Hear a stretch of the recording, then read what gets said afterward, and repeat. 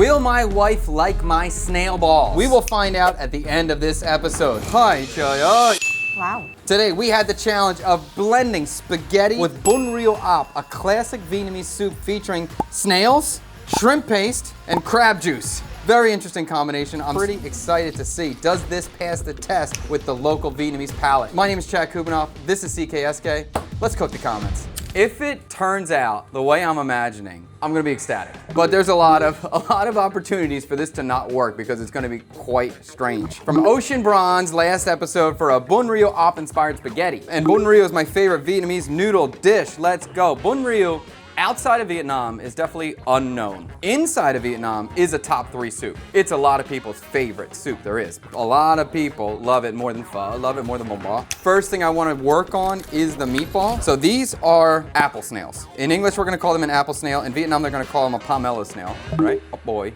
I don't think it have any meaning. Okay, well, they have a no meaning name snail. But we call these things an apple snail. Pretty common to eat, honestly. They're pretty cool. One of the easiest snail dishes for foreigners to try. So with the up, it's important that you clean these very well. They can have dangerous pathogens. So the typical method that they would do for this is they would wash the snails in rice water. So this is like water that has the rice inside of it, and then they would cover the snails. I don't think they usually put rice inside, they just use the rice washing water, but I'm just trying to do this on the fly and show you. So this would be the typical thing. And then they would add some chili into the water. Now we asked our resident Vietnamese expert, the man behind the camera right there, why do we do this? He's 80% sure the snails will eat the starch from the rice, so then they will start expelling their stomach contents because they live in the mud, right? So you don't want to like eat any of those mud leftovers inside the snail. So you want to clear all that out. And I've heard 2 different things, that you either soak this for 2 hours, at least 2 hours like this. I've heard some people say soak for 24 hours too, and then we'll boil them. So I did that already. You can steam them or you can boil them. And so these have been cooking for about 30 minutes. The big thing about the snails, you do not want to undercook them. Undercooked snails or snails that are not washed can F you up. I don't really think overcooking is an issue that's going to occur. These snails are incredibly lucky because these particular snails are not gonna get eaten because I already have some.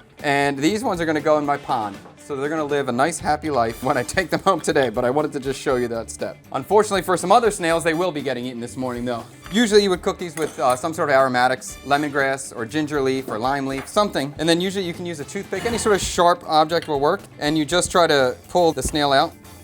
That's it. You do not need to grab like all the intestinal tract. So you can see once they're cooked, they're very easy to remove. There's almost no resistance on this. Ow, it's still so hot. That's the meat. They're always very bouncy, almost crunchy, chewy in texture. You're not trying to cook them perfectly. They're just kind of always the same texture. So I have some already cleaned, probably about 2 dozen. So this is gonna be the base. Before we move on to the meat part of this, I wanna move on to the ryu part of this. The ryu is the crab.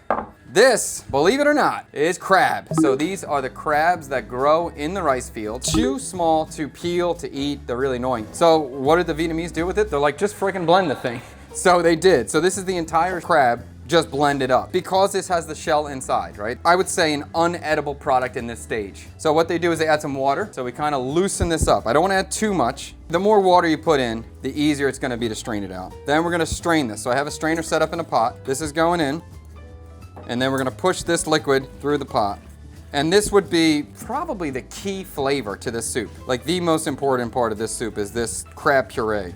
And I'm gonna reserve these shells to the side because I'm still gonna use them. I don't wanna waste any flavor on top of these shells or clinging to the shells. I'm gonna put this to the side. Now we're gonna work on this meatball. Food processor, hand carried from America by my wonderful mother. Thank you so much. This is a Ninja, by the way. And actually, I'm impressed. I like it. It feels great. I do like the snails. I'm just gonna try to make it really fine. And then we're gonna mix that into our meatball base. I don't think I have a problem with over blending, but while I got this out here, let me throw in some garlic cloves. All right, let's cut the shallot up. And again, I'm just doing a rough chop because we're gonna blend the snail into it. I wanna get this texture really small, like the same as minced meat. Okay, I think that's gonna be cool for us here. Now I have some ground pork. Snail meat is gonna go right inside. Bun ryu typically is gonna have pork trotter in it, pork fat in it, so pork is the obvious choice. I'm gonna crack an egg in here. We're gonna go with some of our crab juice. Very interesting. I'm gonna be gentle on the amount of crab juice I put in there because I don't know how strong this flavor is. We're gonna go fish sauce. We're gonna go M to the S to the G. I'm gonna do an onion. I'm gonna do half an onion and I'm gonna mince it up. So the minced onion will give us a little bit of more texture. I also got some bun meat crumbs because we're making an Italian meatball, so we need to get this in. We'll mix this up. We'll try one. We'll see what this texture is gonna be like. I think it's gonna work. Do we think this is gonna be delicious?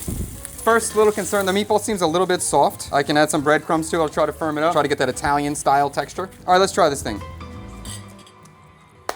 Pretty cool. The snail flavor is very subtle. There's a little bit of a textural from the snail, but it's not crazy. So I think it's gonna work out really nice. I think I'm just gonna add the rest of the crab. I'm surprised. I didn't think I was gonna use all of it. I'll take all of it. With the crab juice, I'm adding a lot of moisture into this item. So then I'm gonna need to add some more breadcrumb to soak up that added moisture. So we'll do a little bit more breadcrumb. Pork fat's going in. I'm gonna turn the heat on this pan on very low heat. We can start forming balls here.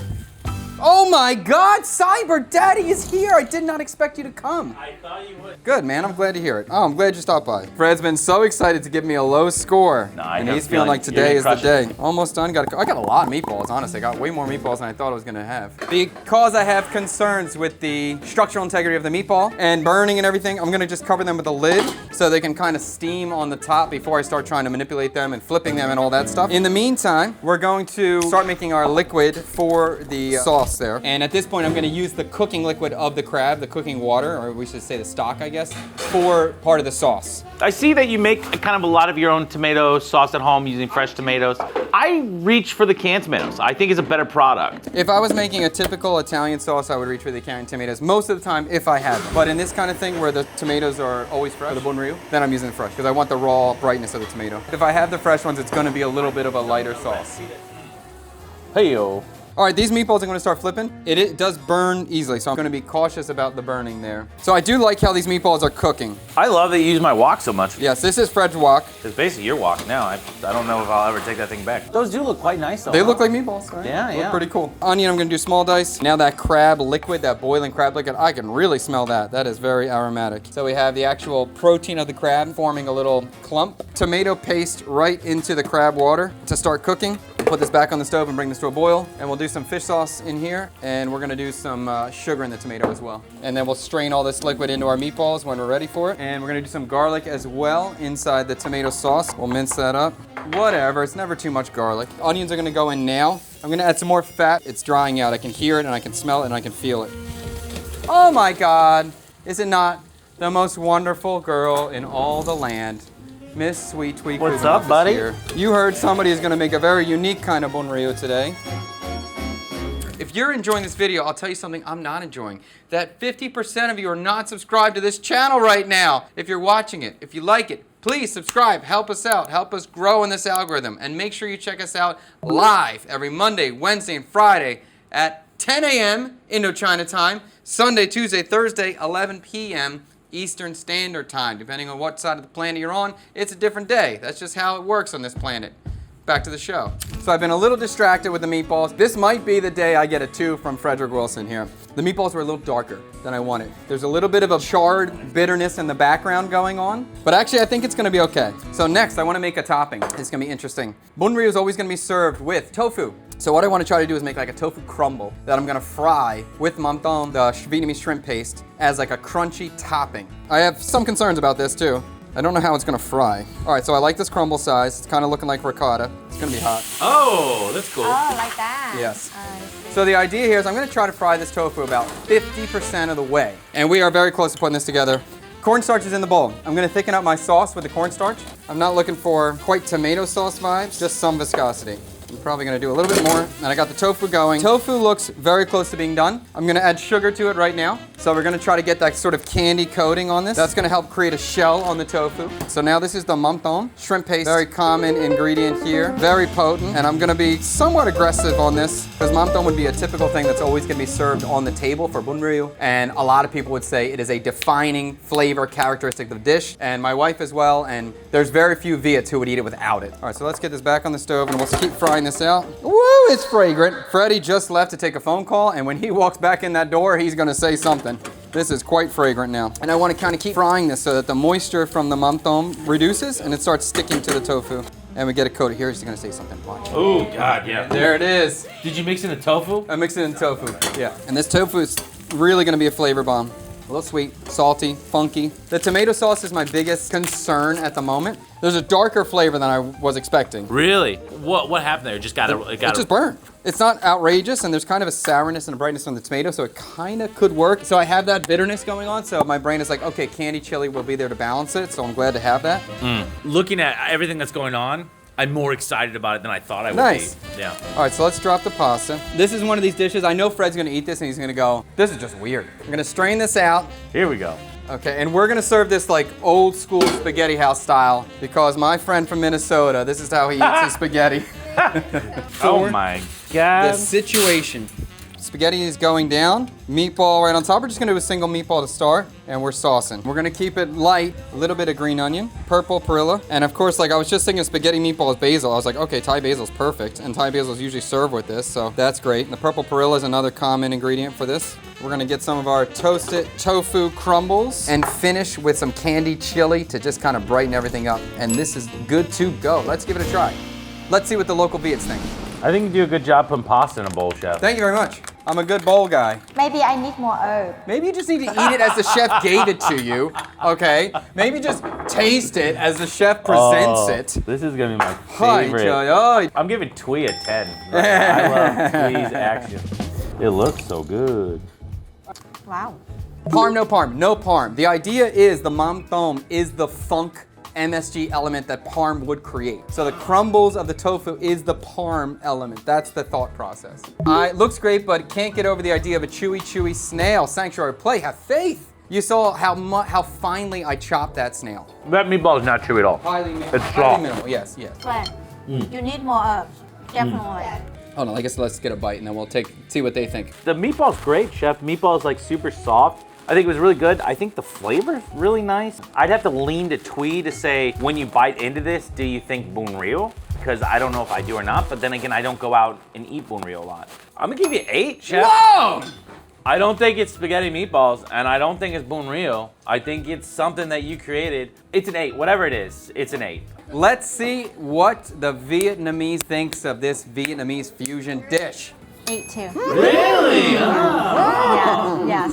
It's good. I agree that I need more herbs. I like the little tofu and mắm tôm together in here. It was good dish, but it's not a bún riêu.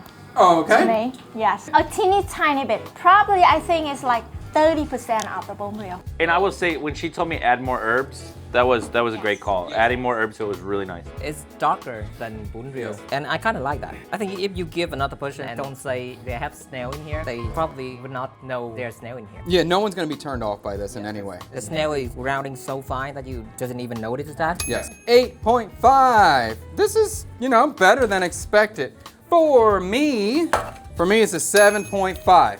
I like it. I love the presentation. I like the way it looked. The only problems going on with it does need a lot of herbs. I like the meatball texture. Actually, I really like everything about it. The thing I don't like is that it burnt the balls. There's a deepness and darkness that occurs, and I think that's the problem that's taking away the bun ryu effect, the bun ryu flavor, because there's this new addition of darkness that is unexpected. And even at this moment, it doesn't really taste Italian. It doesn't really taste that Viet either. It kind of tastes somewhere in between. It's a Chad dish. It's a chatter. It's a chatter. In conclusion, this was a good dish. I'm happy with it. I think I could make it more bun ryu. Bun ryu-y.